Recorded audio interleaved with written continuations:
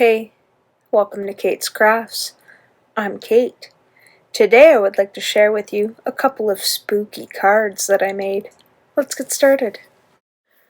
So starting off, I have a handful of YG and G colored Copic Sketch markers. And I am doing a technique that I've done before in a mermaid inspired lawn fawn card, which I do an underwater scene.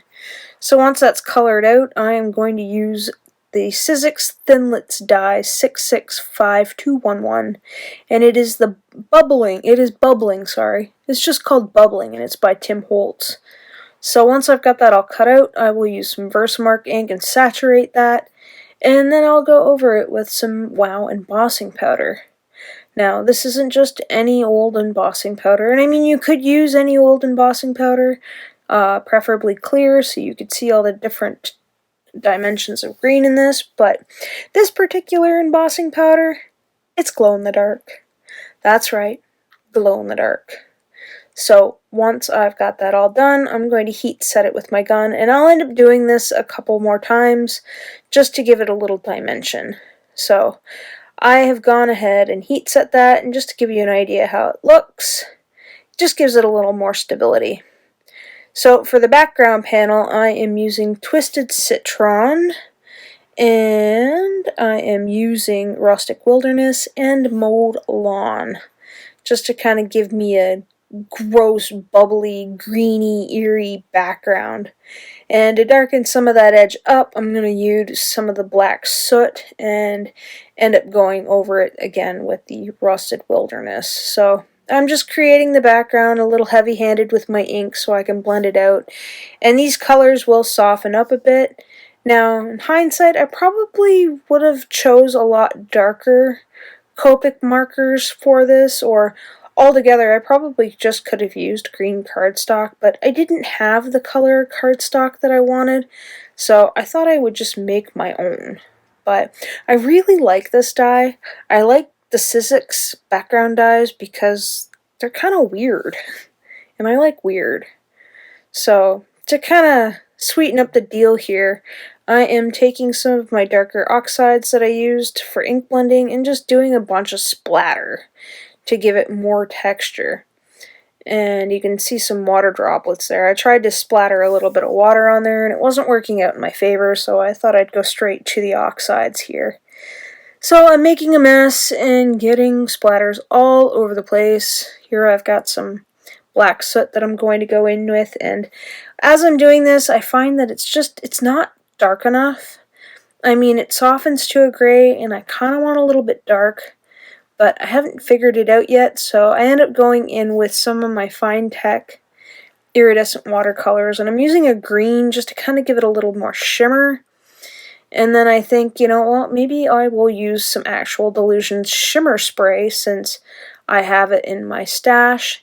And then I figure, well, why don't I find my black Licorice acrylic paint? So that's what I do. It's a little old. I probably need a new one, but I was able to water down the gloopy glop down to be able to splatter, and I kind of like how that turned out. So here again, like I said, I'm going back over this just to give it more dimension. I will spare it, and then I think, well, I should probably put some glue on this now that everything's dry. So to keep things from like oozing out and ruining the Distress Oxide, I'm putting glue on my finger and just kind of tapping it all over the place, and I'm doing this over top of parchment paper so I don't get my work surface dirty. So I'll smash that down with a stamping block just to kind of get it adhered to my paper and set that off to the side.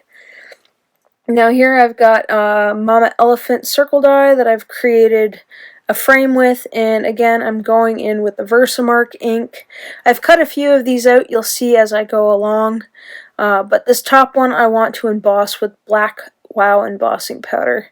So I'm just making sure that I get it all around, all the sticky bits that I've created with the Versamark embossing ink, and I'm just going to heat set that again. So this way when I adhere it to my paper, I will have like a shiny top to it, so to speak. And you'll see when everything comes together. I know this is about to get super confusing, but I ended up doing 3 cards. So I've got all this done, and it's kind of like, well, I had this idea in my head, and then it kind of ran away with me about this point. So I've gone ahead and took out the biggest of these circle dies, and I've cut out a circle of my bubbly die. And now I'm taking some black cardstock that I did not emboss and going around that to create just like a black border. And because I didn't want to waste my hard work, I'm cutting off the excess paper that I had from this die and the background, and I think, what am I going to do with this? So I'm thinking, and I'm thinking, and I'm thinking some more, and I figure, well, I'll cut a background for this, so I'm cutting off some pieces of black paper here, and then I think, well, I've got these scraps. I gotta do something with these scraps. And sometimes this is the thought process that I go through when I'm making cards. It's just, I have such a hard time staying on one task that I end up multiple tasks at once, and somehow I get there in the end, as my friend Jordy likes to say. We get there in the end.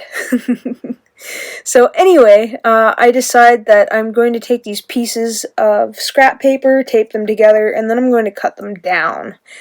And then I'm going to cut them down again, and I've got these weird shapes. So I've taken some black scrap paper, and I'm taping them together with some low-tack tape and flipping it over.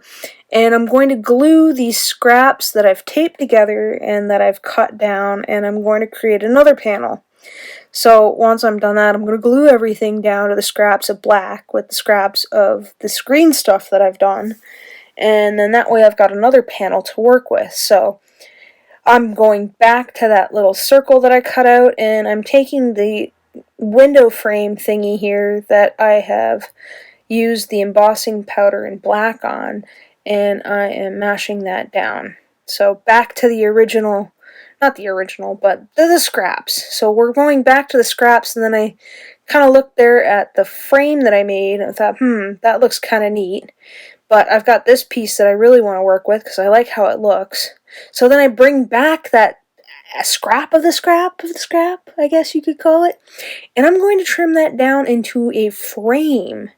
And I mean, I know this is, I say this, I know this is all over the place, but sometimes this is a constant struggle with me and my brain. When I'm doing projects like this and I'm left to my own demise. So now that I've gone back to this one, this was where I cut the circle out of. I've cut out a black piece of cardstock, and I'm going to take the bubbling die that I cut a circle out of, and I'm going to glue that to a black piece of cardstock. And I think, okay, I can do something with this. And I've gone ahead and taken the large circle that I had in the Mama Elephant nesting circle dies that I used to make the window frame. And I'm going to take some white, pinkish glitter cardstock, and I'm going to glue that in the circle that I cut out. And then I made another frame, and I'm going to glue that around to kind of break up the light colors with the dark. And I'm going to set that off to the side, and then I'm going to work on another back panel. And I'm taking the Lawn Fawn, what is it called? The Lawn Fawn Paint Splatter Background Stencil. And I'm just going to kind of mask a little bit of this off, and I'm going to use my Versamark ink and kind of dab that into the stencil. So that way I can add some glow-in-the-dark embossing powder. And you can see here, so I'm going to take a piece of paper and dump a bunch of that on, make sure that's on there nice, dump it back into the thing, and then I'll end up heat setting this as well. So I've got my heat gun out again, and I'm just melting that, and you kind of can't really see it, but you kind of can see it. And I end up doing this again around the other side, but I end up having to wait a little bit because my heat gun kind of got too hot, I guess, and it wouldn't turn back on.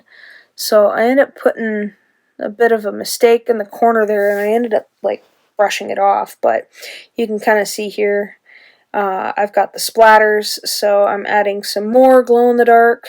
And my idea for this was just to kind of make it look like a cauldron was bubbling over kind of thing. So once I've got that put away, I am going to dust off that little excess there and put that aside while my heat gun cools down. So now I'm back to my second card, and I'm just trimming off the excess black to give myself a border. Now this kind of works out to, I think, like a 5x7 card. So I've got this old set of Halloween dies from Michaels. I don't know the name of it, if it is Recollection, but I've got this really delicate type witch in the set that I kind of really like, and I haven't really had much use in the sense of it, because when I started this card making journey, it was like September and October, and it was kind of like I didn't know what to buy, and I saw these and thought they were cool, and I got a little bit of use out of the ghost and the bat, but then it was like all of a sudden it was Christmas, and I was making Christmas cards, and kind of no real direction until probably about January or February when I started my YouTube channel. So when I was looking for some Halloween dies, I came across this that I had in a little bag and thought, this might work. So I ended up cutting out the witch like 3 times, and I stacked them all together with some Tombo mono glue, and now I'm going to add them to my second card here.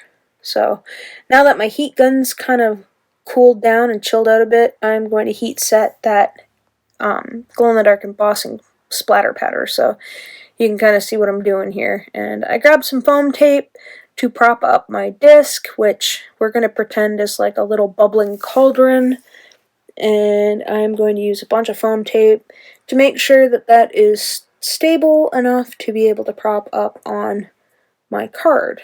So I kind of like how all these kind of turned out together. I really like the glow-in-the-dark powder for the embossing powder for Halloween cards, and I'm kind of looking forward to using it some more because, you know, Halloween in the scheme of things is kind of short compared to how much time we spend on Christmas cards, so I'm going to try and get my use out of it this year as I am coming up to a year of card making. Not that it wasn't card making before, but not as like leveled up and next level, and this is almost like extreme contact sport for me with card making, if you know what I mean. So now with my third card, I've taken those cutouts that I've made, I'm taking the frame that I've cut down, and I'm kind of putting it on a little bit of an angle, a little skew here, because I want to cover up that black corner that I'm kind of missing paper on. And I want to take the original cutout that I did here, trace it with some pencil, and that way I know where to put my foam tape, because I don't know, at this point I was super tired and I was ready for bed, and I wanted to get this done, so I probably should have put foam tape on the little rectangle panel itself, and I did use the Outside In Stitch Stackable dies for this one. I might have forgotten to mention that, but once I'm happy with how much foam tape I've got down, I'm going to peel off the release tape and add a little bit of Tombo mono glue, and then I'll end up sticking that down. So once that's done, it's kind of like, where do I go to next? Yes, the sentiments. So I've gone ahead and stamped out my sentiments already, and I used the Booya set by Fawn to get my sentiments, and I thought, well, maybe I'll flag the banner, and then I realized how much I suck at flagging my banners, and then just kind of give up and cut them down and just glue them down as is. I don't use any foam tape for this one. I just kind of make sure I got a lot of tape runner and a lot of glue on there because this is a bumpy surface. And I set that aside with the block, and then I ended up stamping out Happy Hunting, and I had to use the Happy again for the Halloween, so I ended up having to stamp it out twice. And now I'm just trimming down my banners with my Fiskars trimmer, and that way I've got 2 banners that all I gotta do is cut down to size. So I've got Happy Hunting for the bat and the Frankenstein looking paper, and these bats too came from the same set that I got with the witch. So I'm just figuring out what glue bottle has glue in it, and I had to bust open my new one for this project because I was just about out and I couldn't find my little straight pin to open up my little bottle of glue, which probably would have been a little bit more handier than this. So now again, no foam tape for these guys, just using regular old glue to glue these down with some tape runner. And once I'm done that one, I will move on to the first card, and I'll just put Happy Halloween on this one after I've trimmed it down. Now, I probably could have used a little bit of extra cardstock on the back side of this because it does sag down a little bit in the middle, but I wasn't too fussy by that time. So here are my finished cards with the lights on. I think they kind of turned out really cool. I like the glow-in-the-dark aspect of it. And here's what they look like with the lights off. Look at that glow. I think it's so stinking cool. So which one was your favorite? Let me know in the comments down below. I really like them all, but if I had to pick, I would probably pick the first one, whichever that one was. So if you've enjoyed today's content or found it helpful, please give this video a like. I also welcome you to subscribe, as I post weekly. Here's another video I think you might enjoy. Thanks for hanging out with me today. Take care.